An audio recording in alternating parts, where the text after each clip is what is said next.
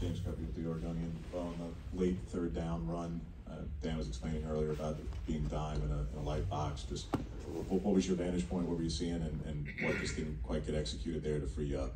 Yeah, they had a good twist game on with their defensive end, and we didn't get it passed off, but we thought they would be able to play two-man, and they were still in man, but it was kind of more of a one lurk. So the defensive end just made a good play. Matt Green, 24/7 Sports. Bo, just that first quarter, it was so hard for the offense to get going. Just what wasn't working for you guys?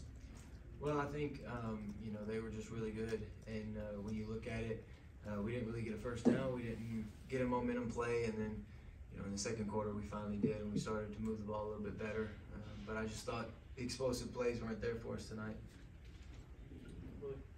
Well, Willie Ramirez with the Associated Press. It was very visible how tough this loss was. I was watching you from upstairs, towel over your head. You took some time to yourself, and then you beelined it right for Michael. Can you just take us through the process of just, the collective thoughts, sitting there, making your way across, a lot of poise to go across in the middle of his interview and congratulate him, I assume. Just walk us through that, if you would, please. Yeah, well, football's a tough game, and sometimes you put it all out there and you come up short. And, there at the end, it was just one of those things where you want the moment to last longer than what it can. And just even though we lost, it was one of those type of games that it was really fun to play in. And, it was just, a shocking end. It's tough when you're so used to go to where when it ends, it's like it just happens very quickly. And, I got all the respect in the world for Michael, and, he's played his butt off this year. I respect him a lot because I know how it is to play through some adversity, to play when you're not necessarily feeling your best. And he showed up tonight, and he did a really good job of making the explosive play when he needed it. And that just shows, what kind of team they are. They battled in a lot of games down the stretch, and they pulled them all out. And so that's a really good football team. And I think that's what sometimes hurts, is when you put it all out there and it's still not good enough. Well, LTO, so TV Sports TV1, you had that amazing run down the left side of the sideline. Did you think you was going to take it all the way to the house? I thought there for a second I could. I thought I had a chance, and they did a good job of kind of meeting me down there at the pylon. Didn't attack me with bad angles. They did a good job of keeping me inside, but that was one of those, it wasn't necessarily a designed run, and the play kind of broke down and got the corner, and I thought we showed some really good effort there on that play. We had guys blocking downfield. I think Jackson was running with me, and so we unfortunately didn't make enough of those kind of plays tonight, and it just kind of put us back. And in a game like this, you want to make those explosive plays. And then my last question is about the Pac-12, knowing that you guys are the last two teams to play. What does it mean to you as a player to have an opportunity to play in the Pac-12? It meant a lot. The Pac-12 has been a historical conference for a long time, and I don't know what necessarily the future holds or what it looks like, but to have the year we had with the Pac-12, have the conference as talented as it was for the last one, it's just a huge respect level for the whole entire Pac-12, for every team. And like I said, I don't know what it looks like moving forward, but I know there's a lot of good teams in this region and in this conference. So it'll be interesting moving forward to watch them go. Thank you. Back here, Bo. Eric Skopel, 24/7 Sports. Obviously, the bowl won't be decided for a couple of days, but is your intent to play in whatever bowl game you guys decide? I knew somebody was going to ask it. Can't we just enjoy the moment right now? Enjoy the season.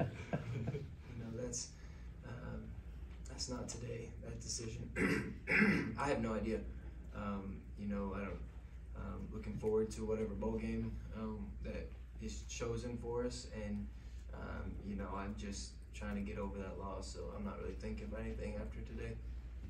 Bo, with you guys being so close to being an undefeated team, just what are the biggest lessons that you're going to take away from the season that you learned about yourself and was able to learn, and also able to learn about your team and to see the growth from the beginning of the year to now? Well, I think when you look at our season, you can take a lot from it. To be honest with you, I think coming off of last year, we had similar goals, had similar aspirations, and we fell short there at the end. And this year, we were able to make it to the championship, and we lost to Washington 2 times, and they were both really close games. And you can look at both games and go back and nitpick the film and say, you know, you could have done this or you could have done that. You could beat yourself up over it, but you know, I'm in an interesting position because, you know, I've been flat on my face at times in college football, and I've been counted out and, you know, just kind of thrown out. And, you know, the Lord picked me back up and put me right back on the field with a great team. And I know that doesn't always happen. And, you know, it's just, I think, a testimony to you know, many people out there who are going through difficult times. You know, no matter what happens, I think the Lord has a plan for each one of us, and He has a plan for our lives. And I'm extremely honored to be in the position that I'm in, because I can, you know, have influence on a lot of people, and it's an honor to me, and I don't take it for granted.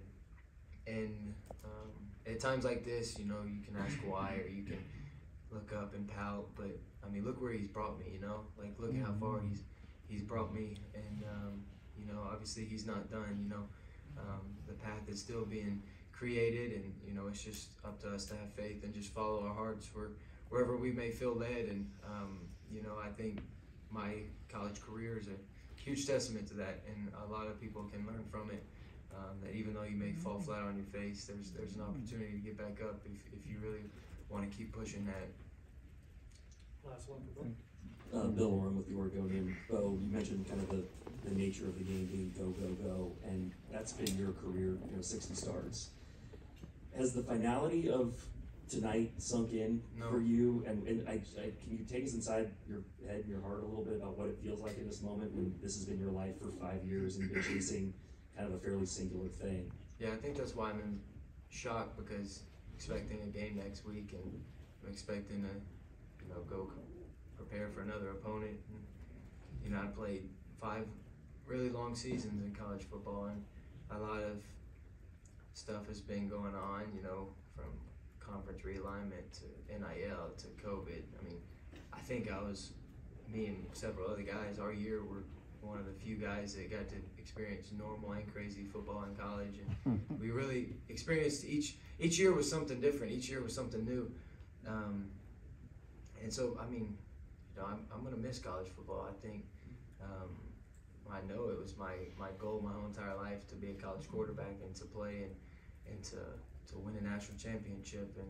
even though that may be off the table, and you know, it's not necessarily something that can be obtained anymore, you know, it's still a goal, and I still work for it, you know, every day. And you know, it's disappointing to lose in a game like this, obviously for many reasons, but I just think, you know, going into the game, you don't prepare for losing, because that would be a loser's mentality. So when it does happen, it just kind of puts you in shock, and you just kind of have to think about it, and you know, kind of battle your feelings, battle those negative thoughts. And you know, this is a time to where, you know, again, you get knocked back down and things didn't go the way you wanted them to, but that is life. And I know that tomorrow the sun will come up, and you know, the Lord will still be sitting on the throne, and you know, there's way more to life than football and college football.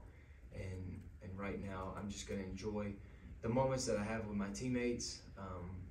As crazy as it sounds, I'm going to enjoy this plane ride home around the guys, because you know, I've had many of them before, but not sure how many of them I have in front of me. And